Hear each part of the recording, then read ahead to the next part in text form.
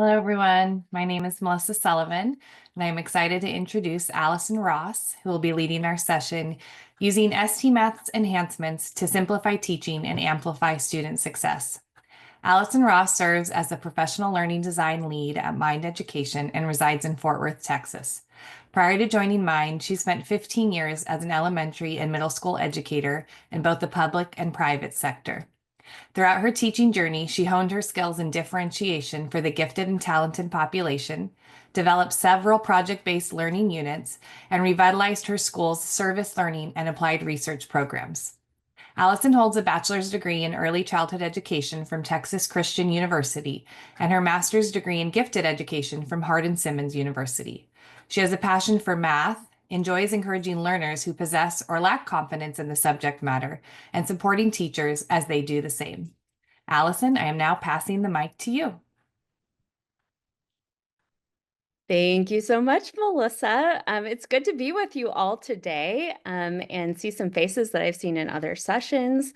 I'm excited to really talk through today's STMath enhancements and ways that we have really continued to refine STMath and what we offer for students so it can simplify your teaching and then also highlight student successes along the way. So let's go ahead and jump on in. Now, some of you may have discovered a lot of new things that were released over this last year. If you haven't, here's a quick rundown of what you may have seen or will see in just a moment. So one, we totally revamped the student experience. We have some new games that we've released. We now have a special educator dashboard that can really help you have actionable items in your classroom. And then my favorite and fan favorite are our new puzzle talks. So if any of you were in Kai's session earlier today, you got a taste of those puzzle talks, and we are going to dive into those and take it another level deeper today as well. So as we go through those things, first up on our list is our transformed student experience. So we're always thinking of ways to make STMath more engaging and helpful for students. And one of the reasons why we transitioned to this new island theme is that this really allows students to visualize their journey. Before, students would come in and we had this bridge that went across, and Gigi went straight into the bridge and blasted off, and we all loved the rocket ship, right? But students couldn't really tell exactly where they were, and it's so valuable to know exactly where you're headed and visualizing that journey in each of those islands that students progress to can really cause a lot more motivation to take place in the classroom. So along with that, each of those island objectives, students can now see the full pathway. So even within those, we see these little quiz huts. So if they're in second grade and up, they can now visualize, when am I about to take a quiz? What do I need to do to get ready for that time? And then lastly, you notice that all of our toolbars are now vertical. So zooming in on that a little bit more, the reason why we transitioned to this vertical toolbar is this gives a lot more room for students to have that play space, that design space. And then one thing that I love about this new toolbar is up here with our initials, students can view their progress here. They used to be able to view their progress before, but one thing that is new is we now have a visual. What does this progress look like visually? I love that there's a math conversation that's already built in here. So what does this graph mean? How do my minutes compare to my puzzles? What does my average mean? How can I analyze the data that I'm receiving as a student and set some goals for myself? And then down here, we now have the ability to view both puzzle goal progress and journey progress. So students always saw their puzzle goal progress percent before, but now we have that additional metric here of journey progress. I love to highlight the difference between those two because I find that often those two metrics get a little bit mixed up. So just for informational sake here, puzzle goal progress, students will see this increase anytime they complete a new puzzle in STMath. So regardless of the grade level that they're completing, if it's a regular journey or if they're working on their bonus journey or challenge objectives, all students are going to experience that progression of that percentage. Journey progress, on the other hand, is only when they're working on their STMath assigned grade level content. So they're on grade level content for STMath. Then that percent goes up. So quick distinction there if anybody needs a little refresher. All right. And I mentioned also with our students, they're going to be playing some new games. There are 3 platforms that we developed and released over this last year. So you can see here that these kind of span different grade levels. So Critter Circus, if you have first or second grade students, they'll be seeing this. Area and Perimeter Farm in grade 3 and Acorn Factory in grades 4 and 5. So we're always thinking of ways like how are we continuing to support those standards and aligning to the content or deepening student understanding of an idea, especially as we think through like how students are progressing from that conceptual understanding to that symbolic understanding. So we're going to give you a chance to just take some time to play. We learned this morning how valuable play is, right? So we're going to take some time to do just that. So I want to give you links to our little demo platform of these 3 new games. And as you're doing that, I would love for you could pick one to try out. You could pick more than one. And those are in the chat for you there. As you're doing that, I would love for you to take a little deeper. So what are you noticing and wondering as you're playing some of those new games? And then 2, if you are a teacher, you're supporting teachers, what supports might you use to provide students as they're playing these games? What could help them really deepen their learning as they create their understanding through that playtime? So we'll take a couple minutes to do that, and then we'll come back together. All right, I would love for you to share in the chat. Hey, there we go. Thanks, Lindsay. Yeah, the circus games. Notice that the students need a strong understanding of making a 10, adding and taking away groups of 10, the ability to think backwards. Great connections. What else did you all notice?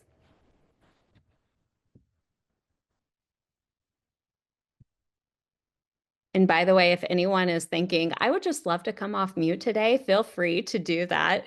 Sometimes it's easier just to speak it out than type it out.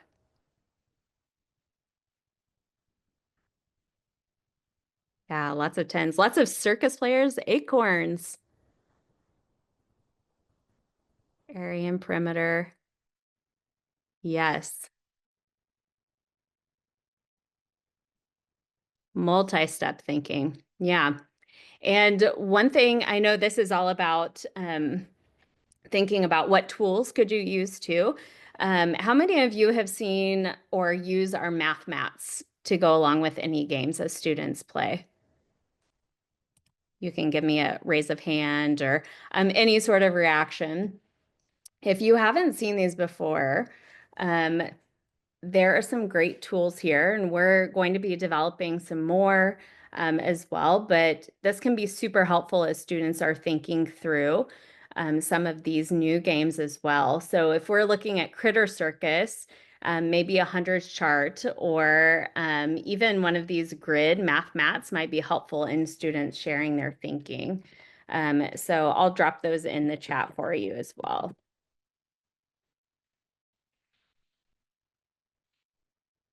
Great. Okay, we are going to jump ahead then. So we've so far covered, okay, what's new with this island theme? And then we have talked about some new games that we have released. And then another one of our enhancements is our educator to-do list. So this is great to have those actionable items ready to go. So for this one, I think it's best if I just go live and talk through this. If you have your educator account on hand and you want to log in and do the same, feel free to do that. Or sometimes it's easier to just observe and take care of the exploration a little bit later. So to get to our new educator report, from your class where you can see your students, you'll head over to the Reports tab.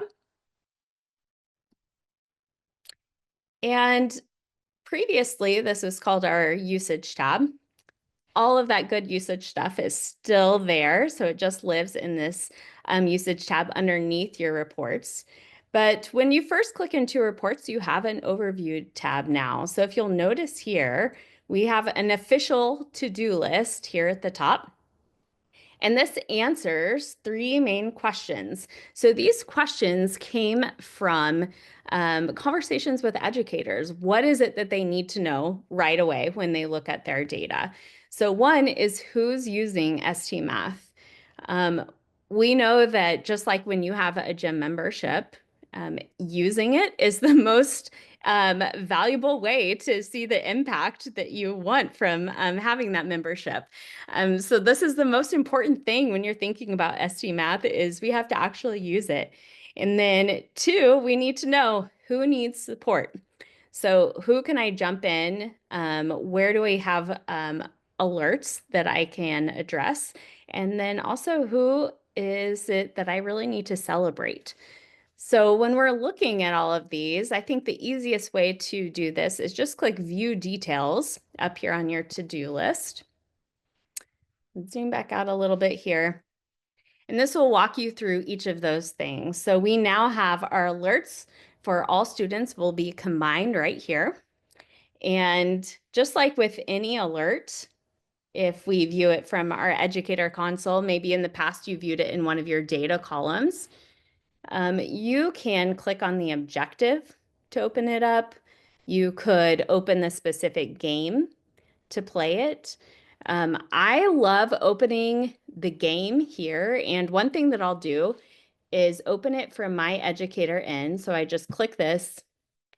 And just as a reminder, you're not playing in a specific student's account when you open this from your educator dashboard. You are playing it on your account. So what I'll do is I say, okay, so-and-so, come over here, like talk to me a little bit about how you are playing this game. Like, how does it work? And so I engage them in that conversation. What have you already tried? What is it that you notice and wonder? And we play it on my own device for a little while to see like what is that conversation that we're having, where might they be getting stuck? And this way, as we're exploring together, we are not affecting their particular progress. So we're just there to have that conversation and build their confidence back up before they jump into their own device and own account and start playing again. So I love using those links. And then over just below that, we have enable unlimited GGs. So if they are in need of having some extra support by enabling that unlimited GGs where they don't have to start the level over again when they get an incorrect attempt, then that could be a good solution for students. And then one thing that I wanted to highlight in all of your to-do lists right here is a little learn more section. So this is going to take you directly to our support tools for students. So if you're thinking, okay, how do I support this kiddo who is stuck on a particular game? Just click learn more and it's going to go straight to an article that will walk you through our best practices for supporting students. And then, of course, we have celebrations. Now, there are going to be 2 things that we're looking at when we're talking about celebrations here. One is going to notify you anytime a student has completed an objective. And then 2, you don't see it in this class right now, but you may also notice that there is a time where it says hurdle overcome. So if any student has had an alert and then they made their way past that alert, then it will notify you of that. I love that this is an opportunity to celebrate perseverance. That we're not just giving shout outs to students when they're getting their particular minutes and puzzles and or completing an objective, but what does it look like to continue on even when things get difficult, right? That's just like we were talking about earlier with Kevin, that importance of grit in that moment that we're working through. So we want to get students pumped about working through those things. That's when the learning is really happening. Just like we saw within the alerts, we also have a learn more here too. So if you need to go in and find any celebration resources, you can access those as well.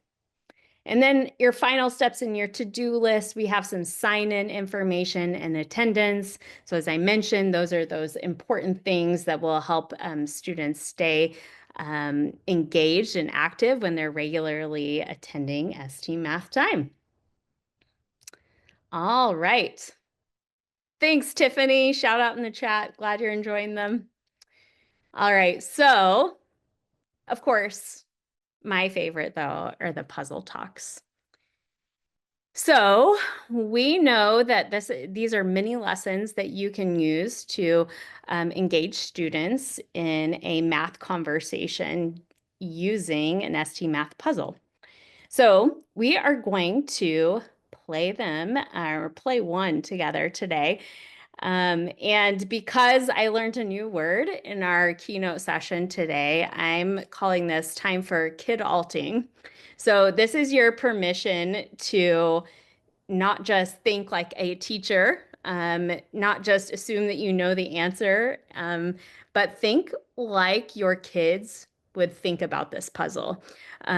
Be playful with it, be curious with it, and we'll explore this together. So to get to the one that I have for today, we're going to head back to our educator account here, head to curriculum, and then down here to puzzle talks.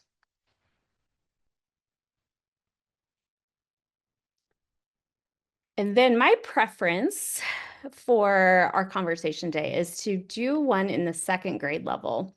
This one is down here at the bottom. It is two-step length problems. Now, I'll come back and recap this here in a second if you're not familiar with our Puzzle Talk platform, but we're just going to go ahead and jump in. So I will just click Start to get us going. And there are a series of puzzles that are all put together in the Puzzle Talk platform. We are going to stick with puzzle 1 today and approach it in a few different ways. So one thing to note over here, if you do have any needs of like questions I could ask students along the way, you have details, look-fors, and some specific discourse questions to the puzzle. As you navigate up here, it will allow those discourse questions to change and those look-for questions to change. But we're going to approach this today just by starting with some noticings. So in the chat, I want you to start with like, what do you notice? Think like your students. What language would they use? What questions might they have? Okay, the gray key is longer. Okay, what else? Flood, oh, 2 keys, beautiful. What else? 2 keys, very popular. 2 measurements. Okay, so often when students start using that academic language like measure, I might ask a follow-up, like, what does it mean to measure something? How can we start expanding their thinking? Okay, we don't see the full measurement with the gray key. Okay, why do you think that is? How do you know it's not the full measurement? Yeah, why does longer key say 3 and the short key says 5? That baffles me, right? So we have to ask those questions up here. And then in our conversation, like what does it look like to foster that? So who's asked that? Stephanie, why does the longer key say 3 and the shorter key says 5? Why do you think that? So I'll let you continue to elaborate on your thought there. Am I measuring both keys or just one? That's a great question. So we also don't know exactly how this puzzle works in this moment, right? So a lot of times when we approach this first puzzle, I remind students that sometimes we just have to figure out how things work in the puzzle. We don't necessarily need to think through like, oh, I need the perfect answer right away. So this is an opportunity to model mistakes, to be curious, to explore. What is the missing measurement? Okay, Tiffany said green key plus 3. Okay, yes. All right, so we think we might have to do the green key plus 3. Okay, what are some other ideas? Subtract or add. Okay, so we might have some different approaches that we're using.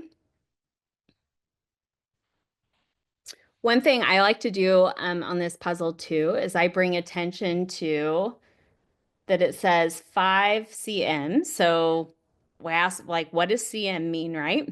So if someone gives me centimeters, then great, that's an opportunity to say, okay, 5 centimeters. How much is a centimeter? Okay, show me with your hands, like, how much is a centimeter? Hold up that amount, right? Okay, yes, Jessica's got it. Okay. All right, so we can kind of compare what is our understanding with how much a centimeter is. So when I say 5 centimeters, is that reasonable for the size of a key? Okay. I happen to have, so I snagged this, dug it out of my desk, right? Okay, so I found a key because I always have like random spare keys in my desk. So very convenient for today. All right, so let's see if we can get that to show. Okay, so is 5 centimeters about the length of a key? Okay, so we can kind of compare that. What about the gray key? Do you think if we have a 3 centimeter key, do you think that's what it is? Or no? Okay. If I had a 3 centimeter key, what do you think I would use it for? Okay, so what are some other just like wondering, stirring questions that you could ask? Oh yeah, I see in the chat, a diary. That's exactly what I thought of, right? Okay, middle school me is very excited. All right, so one other thing that I love to do is be playful with how we could use this puzzle in other conversations we have. It's very easy to jump to what is the answer, but there's a lot of other ways that we could use a puzzle. So I noticed down here, maybe if some of you saw this or put it in the chat, like we have something that slides. So one thing I ask students is how far, so what's the greatest number that the slider will go to if I stop it here? What's the highest number you think we can move this slider? 1,000,000. Yes, Amy, thank you for your exciting response there. Okay, 25. Okay, we need a justification. So anytime I ask a question, I want you to be able to explain why. Okay, why do we think 25? Yeah, I love the kid ulting. Yeah. I think always 1,000,000, infinity, those are the most popular responses, surely, right? There's a gray bar that looked a little more than double. Okay. All right, so then once we get those ideas out there, let's keep going. Let's see where it hits. How close are we, right? And we want to give them, okay, are we all thinking? What do you think it's gonna be? Are we gonna hit 1,000,000? Okay, all the way to 20. Okay, now though, what if I took 1,000,000? How far are we from 1,000,000 right now? right? So how can you continue to use even their like kind of responses that seem a little bit outlandish? How can you utilize those as a mathematical conversation? Now, at some point though, we've like explored a lot. Maybe we even spend some time using these tools here and start labeling things. So I can drag this out and I might say, you said that we had keys. Okay, bring in some of that language that you saw. We have a measurement. Okay. Some of you also maybe noticed color, right? Green. Ooh, extra green. All right. So how can you, especially for our EB students too, thinking about what it looks like to help give them some everyday language and non-academic language on top of the academic language. All right, so I'm going to move all of our words over here, get them out of the way. And at some point, we have to make a decision about what to do. So after we notice and wonder, we have to make a prediction. Okay. Now, we've been talking about all sorts of things. Where should I move my slider? And so the key part here is that you have to have your justification, right? So I should move my slider to blank because blank. So throw them a sentence stem in there. I should move my slider to blank because blank.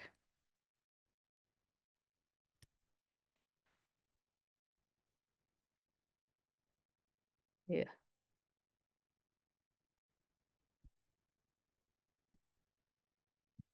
Any predictions in the chat? Where should I move that slider? Here we go.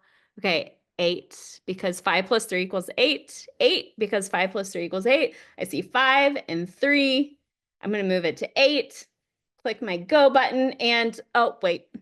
Before we do this, your challenge is to close your eyes and I want you to make a mental movie. When I click my go button, what do you expect to see happening on the screen? All right, open your eyes. Let's see what happens.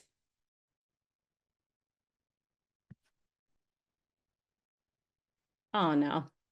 Okay, so let's try that one more time, and I'm going to pause it this time. So we have 8 was our solution. We're going to pause it right there. What do you notice? Is it like your mental movie, or is it different from your mental movie? Okay. Did we think? Okay, different. All right, it's different from that. What did you think was going to happen, Tiffany?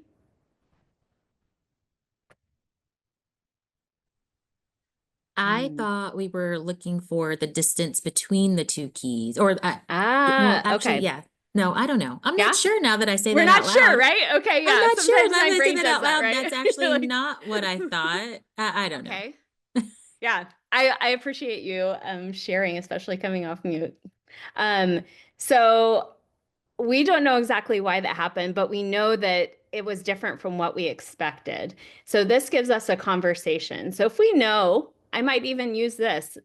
If we know that this is 8, I might say, we didn't get it right, but there's something we could do with it. How much do you think this part is?